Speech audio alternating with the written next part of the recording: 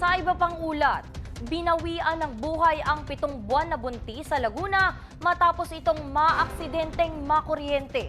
Ang detalye sa report ni Zol Lozano, ang ating Newslight correspondent sa Laguna.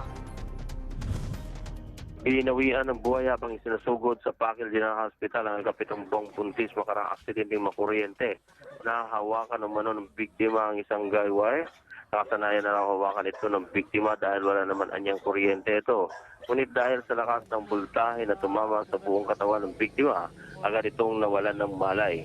Kahit mabilisang nakasaklolo ang kanyang mister na nagawa pang atake ng biktima mula sa pagkakakapit sa kawad ng kuryente, agad itong binawian ng buhay. Kabilang ang kanyang nasa sinapupunan na 7 buwan na sanggol na lalaki habang nilalapatan ng lunas sa nasabing paggamutan.